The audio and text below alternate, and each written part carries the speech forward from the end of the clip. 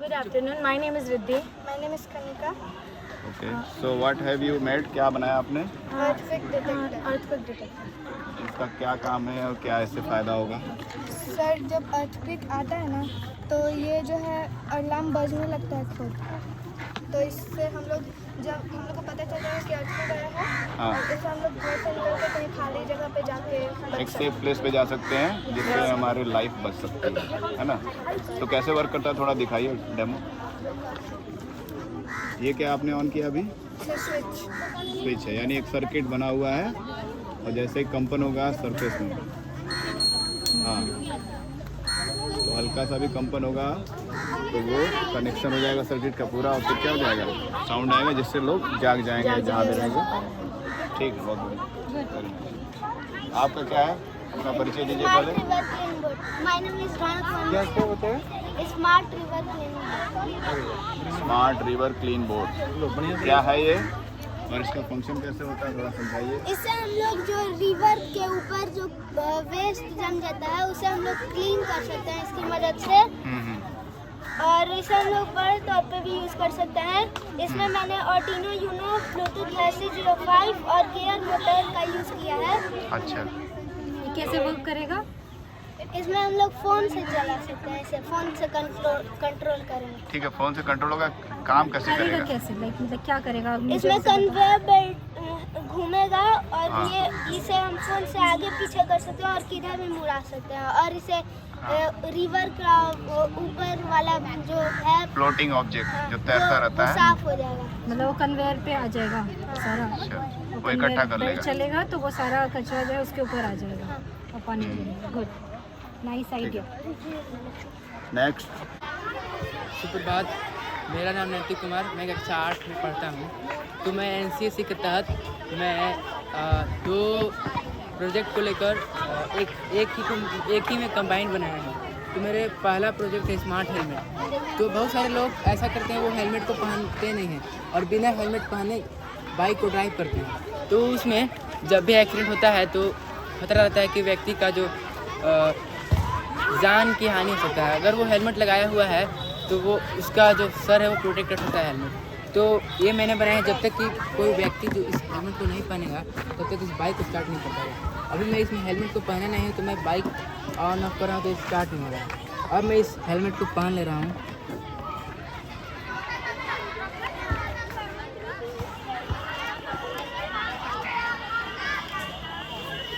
अब मैं इस हेलमेट को पहन लिया हूँ। ये मेरा बाइक स्टार्ट हो गया।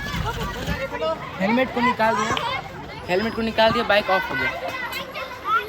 हेलमेट को लगाया, बाइक ऑन हो गया। और जो मेरा दूसरा प्रोजेक्ट है वो है व्हीकल एक्सीडेंट अलर्ट सिस्टम। तो कभी कभार ऐसा होता है कि कोई आदमी ड्राइव कर रहा है और उसका एक्सीडेंट हो गया तो उसको कोई भी मदद नहीं पहुंच पाता है, वो उसे कोई हॉस्पिटल ले जाने वाला नहीं रहता है। तो मैं ऐसा बनाया है प्रोजेक्ट जो कि जैसे ही किसी व्यक्ति का एक्सीडेंट होगा वो उसका जो लाइव लोकेशन है और कॉल के साथ मैसेज वो इमरजेंसी नंबर पर चला जाएगा। तो इसके अंदर मैं यूज़ किया हूँ, इसके अंदर खोलता हूँ मैं अभी।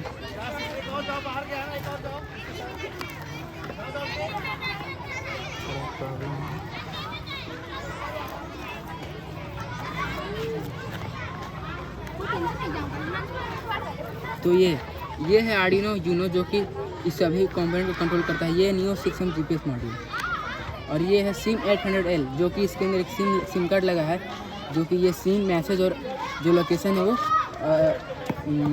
उसके इमरजेंसी नंबर पर भेजेगा। तो अभी ये पावर ऑन हो चुका है। ये दोनों ये GPS मॉड्यूल ये सेटेलाइट से कनेक्ट हो चुका है। इसका ये एंटीना है वाइट वाला और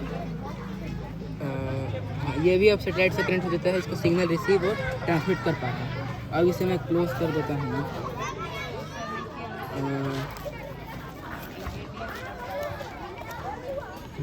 और ये जो है ADXS 335 3 एक्सेस एक्सेलेरोमीटर सेंसर है। इसमें X एक्सिस, Y एक्सिस और Z एक्सिस रहता है। तो जैसे ही मैं इस सेंसर को इसमें मैं सेट किया हूँ 80 मैग्नीट्यूड से ज़्यादा, जैसे ही सेंसर में 80 मैग्नीट्यूड से ज़्यादा जर्किंग या फिर हिट होगा तो ये जो सेंसर वो रिसीव हो जाएगा, एक्टिवेट हो जाएगा। तो इसीलिए मैंने इसको हेलमेट पे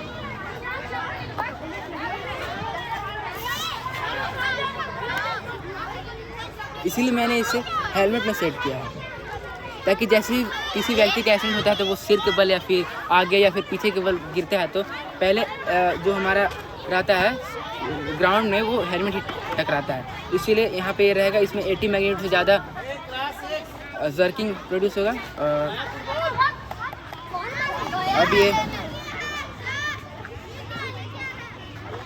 अब ये एक्सीडेंट डिटेक्ट कर लिया, इसे थोड़ा टाइम लग रहा है सील होने में। ये हमारा फ़ोन, ये आ गया इसका लोकेशन, गढ़वा, केवी गढ़वा। अभी हम लोग स्कूल में, इसीलिए स्कूल का लोकेशन बता रहे हैं।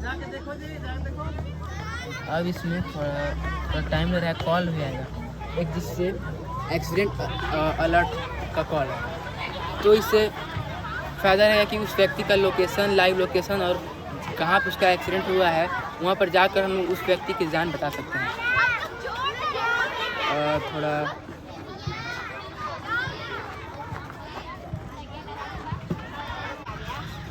इसमें कॉल आ रहा है, थोड़ा बादल के आसमान में तो थोड़ा सिग्नल जो है वो मिल नहीं रहा है।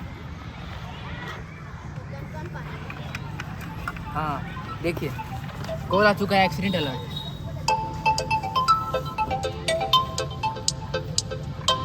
इसे मैं अभी काट दें ताकि मैसेज आएगा। आ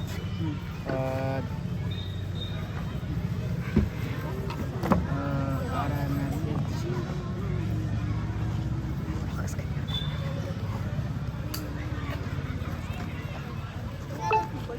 देखिए ये मैसेज आ चुका है। इससे हम लोग ऑन किए हैं तो जो हमारा लोकेशन जो है बाइक का वो दिखा दिया है, गढ़वा में, केवी गढ़वा। ये रहा हमारा लोकेशन। तो इस तरीके से हम लोग व्यक्ति को जिसका एक्सीडेंट हुआ है उसे हम लोग ढूंढ कर उसको हॉस्पिटल या फिर उसको मेडिकल ट्रीटमेंट कर सकते हैं। Thank you. मेरा नाम एम कुमार तिवारी, मैं कक्षा 8वीं का छात्र हूँ। आज मैंने NCSC के अंदर एक ऐसा प्रोजेक्ट बनाया है जिसके अंदर लोगों की जान बच सकती है। इस प्रोजेक्ट के अंदर ऐसा है कि जैसे बहुत बार होता है कि रेलवे क्रॉसिंग करते समय लोग उसके पटरी के नीचे से चल जाते हैं, जैसे कि वो था अपना ओल्ड इंडिया। आज का ज़माना है न्यू इंडिया।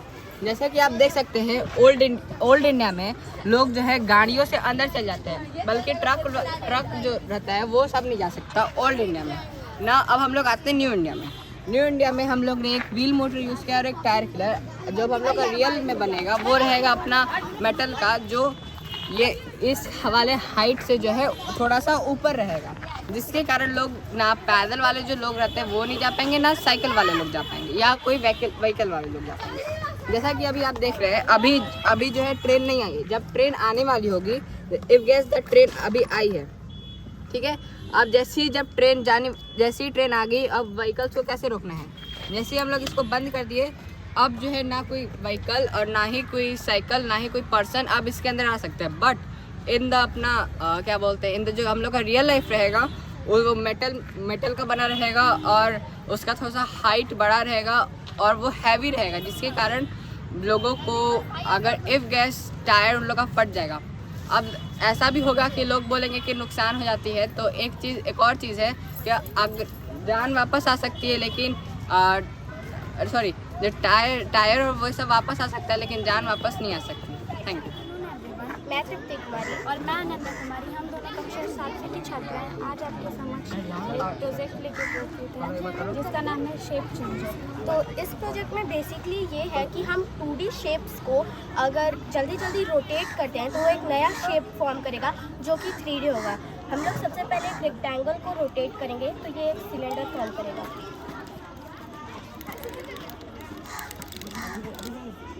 नेक्स्ट अगर हम लोग एक ट्रायंगल को रोटेट करेंगे तो ये कोन फॉर्म करेगा।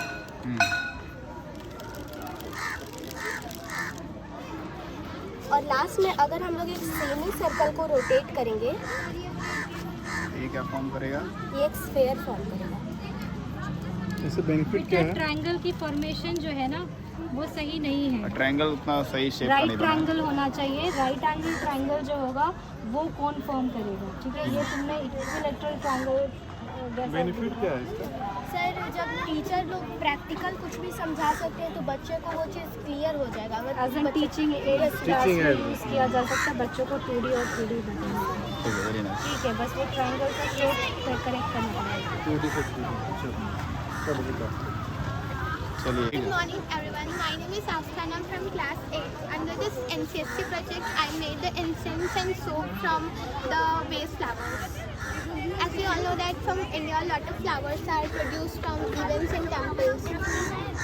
So that's why which are directly or indirectly a part of pollution. So we try to reuse this waste flowers, and from this waste flowers, we make the incense and natural soap. Okay, तो इन्होंने waste जो हम लोग पूजा पाठ करते हैं घर में या मंदिरों में, उस फ्लावर से इंसेंस स्टिक और सोप बनाया। इसमें लेदर फॉर्मेशन होगी लगाने पे, दिस इज हाँ, इंसेंस बनेगा। स्टिक। मतलब ट्राई की हो? अच्छा, और फ्रेग्रेंस भी है इसमें। तो कौन से फ्लावर से आपने ये बनाया sir? This is made from hibiscus and rose, and this incense is from marigold and cinnamon. Okay, और बाकी क्लीनलीनेस वही इसकी लाइक मतलब डिसइंफेक्शन या मतलब जर्म्स वगैरह को कट करने में हेल्पफुल होगा। अच्छा, और एक कॉस्ट कितनी आएगी लाइक इसकी मेकिंग में, कितना खर्च? 20 to 30 रुपीज़। तो ये क्यों प्रेफर करें, इस दूसरे सोप क्यों नहीं प्रेफर करें? ऑलरेडी मार्केट में तो है। Because this is a natural soap made from flowers. तो फ्लावर से बने और भी सोप आते हैं, फ्लावर से क्लेम बने। करते हैं। This होते हैं। यस, हाँ, ये प्योरली इको फ्रेंडली है और और यूज़ करना इको फ्रेंडली है, स्किन के लिए वो हार्मफुल पूछेंगे कि नहीं क्यों है। ये यूज़ करें, वो वाला क्यों नहीं यूज़ करें। ठीक है।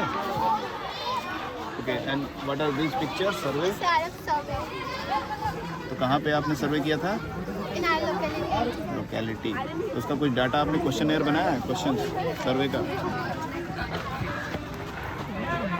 अच्छा, तो सर्वे में आपने किन किन पॉइंट को ज़्यादा अहमियत दी, क्या क्या पॉइंट रखे? The first point was that is waste flower produced, waste flower cause the pollution in the environment, and does making of incense sticks and soap are reducing the pollution. Very nice, बहुत बढ़िया।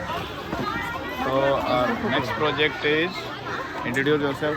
Good morning, sir and ma'am. I'm Kashi. I'm Anya, and we are over here representing our topic recycle.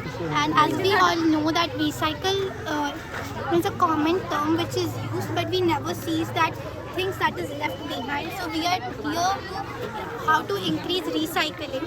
So first of all we are like हम लोग कहना चाहते हैं कि like किस तरह से हम रिसाइकल को हमें क्यों अडॉप्ट करना चाहिए। जैसे हम लोग का जॉब्स लोगों को मिल सकती है, जो भी प्रॉब्लम्स है, कोई भी हम चीज़ को चीप कॉस्ट में खरीद सकते हैं, चीप कॉस्ट में। सैनिटाइजेशन डिसीज़, बिकॉज बहुत से लोगों की डेथ हो रही है जो कि डिसीज़ होती है सब सैनिटाइजेशन से रिलेटेड। सो इसको भी हम कम करने के लिए रिसाइकलिंग का यूज़ कर सकते हैं। हमारे ऑब्जेक्टिव्स भी यहाँ मेंशन किए गए हैं। यहाँ पे आप ऑब्जेक्टिव्स देख सकते हैं, to reduce poverty, to reduce pollution, to clean the environment and to give people jobs and many more other objectives are there. Recycling से पॉवर्टी को कैसे रिड्यूस करेंगे? सर पॉवर्टी इसमें कैसे खत्म हो सकती है, क्योंकि अगर हम रिसाइकिल करते हैं तो हम लोग को बहुत से लेबर्स चाहिए उसको उसे मतलब प्रोसेस में लाने के लिए। तो इसमें हम लोगों को इम्प्लीमेंट करेंगे, लोगों को हम लेंगे कि पेमेंट देंगे। हाँ, और इससे इनकी पॉवर्टी भी कम होगी क्योंकि हम उनको पेमेंट भी देंगे।